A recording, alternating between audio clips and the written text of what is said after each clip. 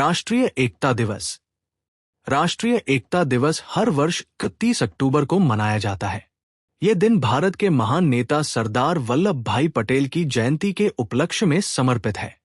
इसकी शुरुआत 2014 में भारत के प्रधानमंत्री नरेंद्र मोदी द्वारा की गई थी। भारत के गृह मंत्रालय के अनुसार ये दिन देश की एकता, अखंडता और सुरक्षा को मजबूत करने के संकल्प को दोहराने का अवसर प्रदान करता है। साथ ही ये हमें उन चुनौतियों का सामना करने के लिए प्रेरित करता है जो राष्ट्र की एकता को कमजोर कर सकती है। सरदार पटेल को भारत का बिस्मार्क कहा जाता है क्योंकि उन्होंने स्वतंत्रता के बाद 550 से अधिक रियासतों को एकजुट कर भारत को एक अखंड राष्ट्र बनाया। गृह मंत्री के रूप में उनका ये योगदान आज भी देश की एकता की नींव माना जाता है। इस दिन पूरे देश में रन फॉर यूनिटी जैसे कार्यक्रम आयोजित किए जाते हैं, जिनमें लाखों लोग भाग लेकर राष्ट्रीय एकता का संदेश देते हैं। स्कूलों, कॉलेजों और सरकारी संस्थानों में शपथ समारोह, रैलियां और विभिन्न जागरूकता कार्यक्रम भी आयोजित किए जाते हैं। राष्ट्रीय एकता दिवस केवल एक तिथि नहीं है, बल्कि ये एक भावना है, एक ऐसा संकल्प जो हमें याद दिलाता है कि विविधताओं से भरे इस देश को एकजुट रखना ही हमारी सबसे बड़ी ताकत है।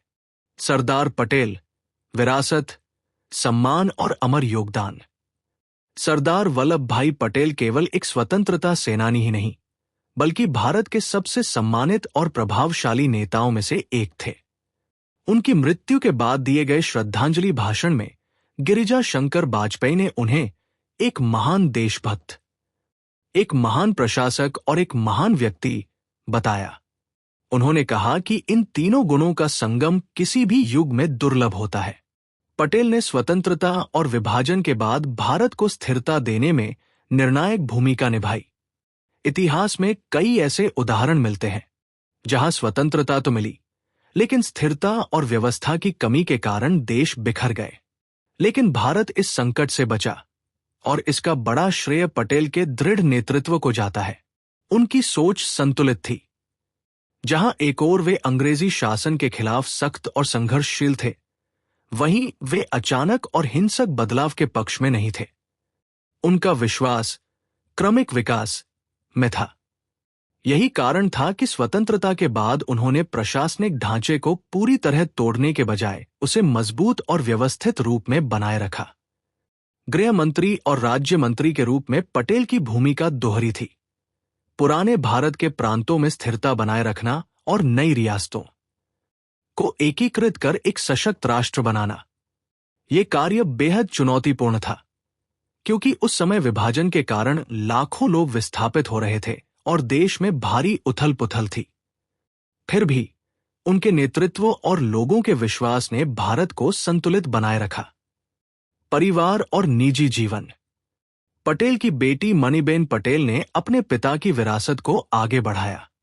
उन्होंने सरदार पटेल मेमोरियल ट्रस्ट के कार्यों का नेतृत्व किया और समाज सेवा में योगदान दिया। उनके पुत्र दहिया भाई पटेल भी सार्वजनिक जीवन में सक्रिय रहे और लोकसभा सदस्य के रूप में सेवा दी। सम्मान और राष्ट्रीय पहचान। सरदार पटेल को 1991 में मरणोपरांत भारत का सर्वोच्च नागरिक सम्मान भारत रत्न प्रदान किया गया।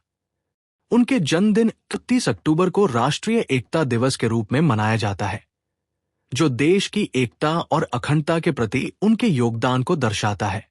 स्मारक और संस्थान। गुजरात के करमसद में उनका पैतृक घर आज भी संरक्षित है।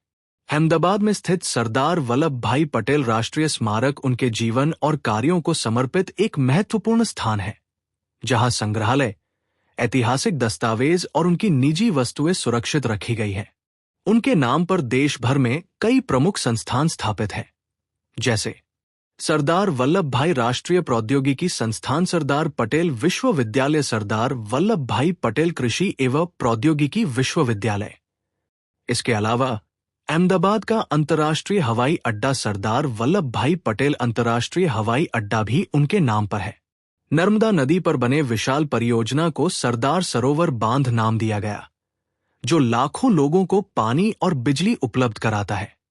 पर है नर्मदा नदी पर बने विशाल परियोजना को सरदार सरोवर बांध नाम दिया गया, जो लाखों लोगों को पानी और बिजली उपलब्ध कराता है। निष्कर्ष: सरदार पटेल का जीवन केवल इतिहास का एक अध्याय नहीं, बल्कि भारत की आत्मा का एक महत्वपूर्ण हिस्सा है। उन्होंने न केवल देश को एकजुट किया, बल्कि उसे स्थिरता, व्यवस्था और मजबूत प्रशासनिक ढांचा भी दिया। आज भी जब भारत एकता, नेतृत्व और दृढ़ संकल्प की बात करता है, तो सरदार पटेल का नाम सबसे पहले लिया जाता है। एक ऐसे लौह पुरुष के रूप में जिनकी विरासत हमेशा देश को प्रेरित करती रहेगी। एकता की मूर्ति, statue of unity. Statue of unity Bharat के महान नेता सरदार वल्लभ भाई पटेल को समर्पित एक भव्य स्मारक है। यह गुजरात राज्य में नर्मदा नदी के किनारे सरदार सरोवर बांध के सामने स्थित है और वडोदरा के पास साधु बेट नामक स्थान पर बनाया गया है। को प्रेरित करती रहेगी। 182 मीटर 597 फीट ऊंची ये प्रतिमा दुनिया की सबसे ऊंची प्रतिमा है, जो स्प्रिंग टेम्पल बुद्ध से भी लगभग 54 मीटर अधिक ऊंची है।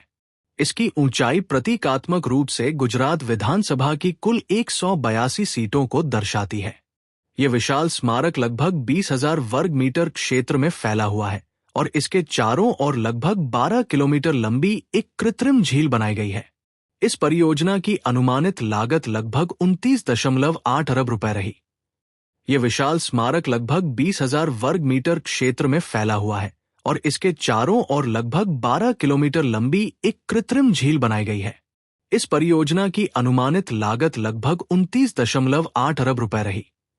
इसका उद्घाटन 31 अक्टूबर 2018 को भारत के प्रधानमंत्री नरेंद्र मोदी द्वारा सरदार पटेल की 143वीं जयंती पर किया गया था। स्टैच्यू ऑफ यूनिटी केवल एक प्रतिमा नहीं है, बल्कि ये भारत की एकता, शक्ति और संकल्प का प्रतीक है। ये हमें याद दिलाती है कि कैसे सरदार पटेल ने विभिन्न रियासतों को जोड़कर एक मजबूत और अखंड भारत का निर्माण किया। आज ये स्थान एक प्रमुख पर्यटन केंद्र बन चुका है, जहां हर साल लाखों लोग आकर न केवल इस अद्भुत संरचना को देखते हैं, बल्कि देश की एकता और इतिहास को भी महसूस करते हैं।